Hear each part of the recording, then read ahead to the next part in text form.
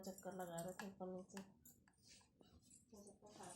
Good morning class 9 से children. अब units of work हम लोग ने देखी थी, अब उसी में हम लोग और एक बार जल्दी से रिवाइज करके फिर आगे बढ़ेंगे। यूनिट्स ऑफ वर्क में मैंने आपको जो फॉर्मूला वर्क का बताया था, work W is equal to formula पढ़ा था, होता है F.D, यानी वर्क जो होता है वो फोर्स और डिस्प्लेसमेंट के स्केलर प्रोडक्ट के इक्वल होता है।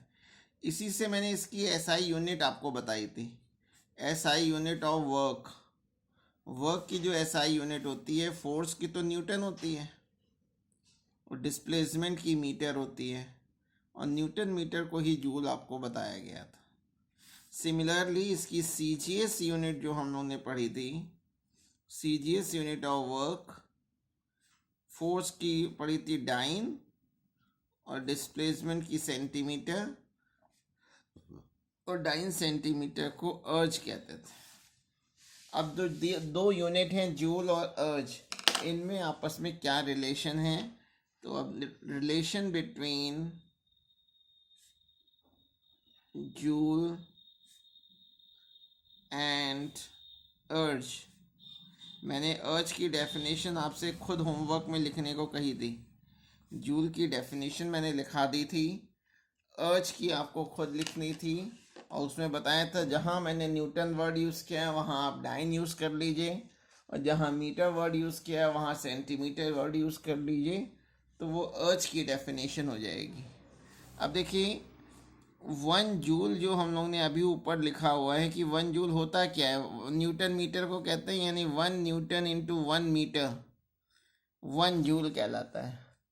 और न्यूटन में 1 न्यूटन में कितने डाइन होते हैं ये हम लोग पहले पढ़ चुके हैं कि 1 न्यूटन में 1 लाख डाइन होते हैं।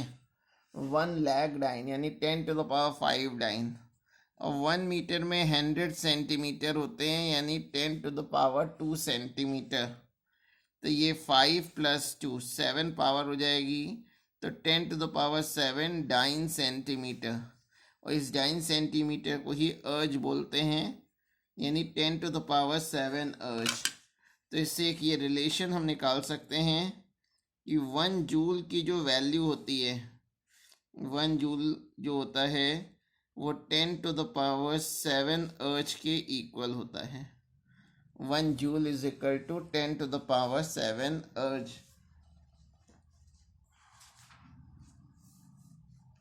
अब चिल्ड्रन वर्क वाला पार्ट खत्म हो गया है। चैप्टर का नाम है वर्क, एनर्जी एंड पावर। अब मेरी जो सेंटर हेडिंग है नेक्स्ट, वो है एनर्जी।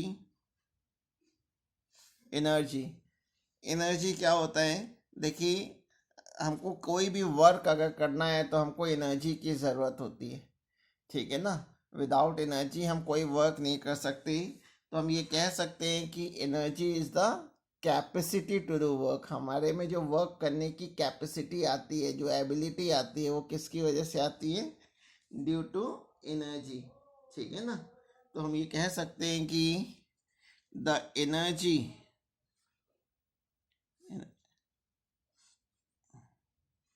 या the capacity to do work, the capacity to do work is called energy, या energy is the capacity to do work। अब वर्क की वजह से एनर्जी आती है, तो इसकी SI यूनिट भी वही होगी जो वर्क की यूनिट होती है। SI यूनिट ऑफ एनर्जी यानी जूल हो जाएगी। जो वर्क की यूनिट थी, वर्क की यूनिट ऊपर हम देख चुके हैं क्या होती है, जूल होती है SI यूनिट, तो जूल हो जाएगी। और इसकी अगर मैं CGS यूनिट की बात करूं, CGS यूनिट ऑफ एनर्जी, तो वो होती है अर्ज।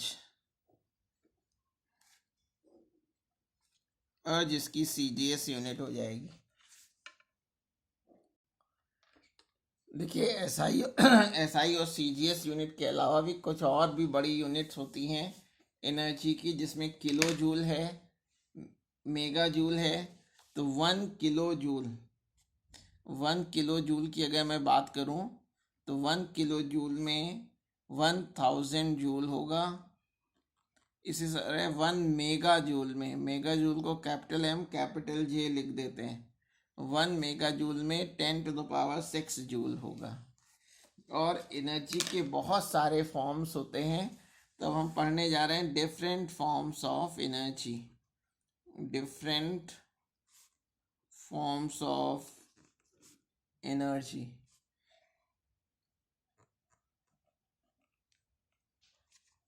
यहाँ हम लोग केवल उसके नेम देख रहे हैं, उसमें कुछ से कुछ फॉर्म हम लोग पढ़ेंगे। इसमें जो पहली फॉर्म है एनर्जी की वो है काइनेटिक एनर्जी। इसको हम लोग डिटेल में पढ़ेंगे, काइनेटिक एनर्जी।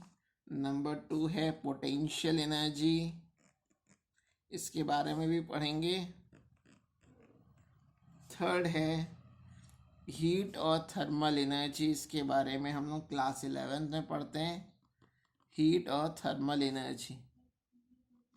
नेक्स्ट है लाइट एनर्जी, इसके बारे में क्लास 10th में पढ़ेंगे हम लोग। यानी इस साल हम लोग क्लास 9th में केवल फर्स्ट 2 एनर्जी पढ़ेंगे, लाइट एनर्जी। फिर इलेक्ट्रिकल एनर्जी भी क्लास 10th में आप पढ़ेंगे। साउंड एनर्जी, साउंड एनर्जी पहले कोर्स में था, अब एक लेसन हटा दिया गया है, इसलिए इस लेसन को छोड़ दिया जाएगा। Sound energy. फिर है सोलर एनर्जी, ये भी क्लास 10th में ही है। और last energy is nuclear energy, nuclear energy. तो ये 8 फॉर्म्स ऑफ एनर्जी हमने यहाँ देख रहा है। इसमें हम लोग केवल पढ़ेंगे काइनेटिक एनर्जी और पोटेंशियल एनर्जी। जो काइनेटिक एनर्जी और पोटेंशियल एनर्जी है, इनको अगर एक साथ कहना हो तो मैकेनिकल एनर्जी बोलते हैं। तो अगर मैं अब अगली हेडिंग देखने जा रहा हूँ मैकेनिकल एनर्जी। मैकेनिकल एनर्जी क्या होगी? काइनेटिक एनर्जी और पोटेंशियल एनर्जी को एक साथ अगर कहना हो तो हम लोग मैकेनिकल एनर्जी कहते हैं। यानी the kinetic energy and potential is taken together when kinetic energy and potential energy, when kinetic energy and potential energy taken together, then it is known as mechanical energy, mechanical energy। अब एक एक energy के बारे में हम लोग detail में पढ़ेंगे। सबसे पहले हम देखने जा रहे हैं काइनेटिक एनर्जी। फर्स्ट है काइनेटिक एनर्जी। काइनेटिक का मतलब होता है डायनामिक, यानी जो बॉडी चलती फिरती हो।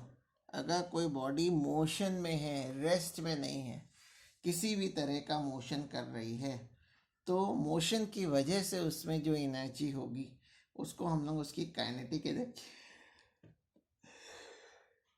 तो किसी भी बॉडी में उसके मोशन की वजह से जो एनर्जी होती है, उस एनर्जी को उस बॉडी की काइनेटिक एनर्जी कहते हैं। तो हम कह सकते हैं कि the energy possessed by a body, the energy possessed by a body due to its motion, या by virtue of its motion, due to its motion is called its kinetic energy. The energy possessed by a body by virtue of its motion is called its kinetic energy. ठीक है। और सभी moving bodies में kinetic energy होगी। ये याद रखेंगे कि all moving bodies possesses kinetic energy. All moving body possesses kinetic energy। ठीक है। इसके कुछ एग्जाम्पल्स हम लोग देख सकते हैं। Examples of kinetic energy. तो काइनेटिक एनर्जी समझ में आ गया कि अगर कोई भी बॉडी मोशन में है, मूविंग कंडीशन में है, तो मूविंग मोशन की वजह से जो उसमें एनर्जी होगी वो उसकी काइनेटिक एनर्जी होगी। ठीक है, जैसे flowing water, A rolling ball, a moving बस और ए कार, मूविंग विंड, ये सभी में काइनेटिक एनर्जी होती है।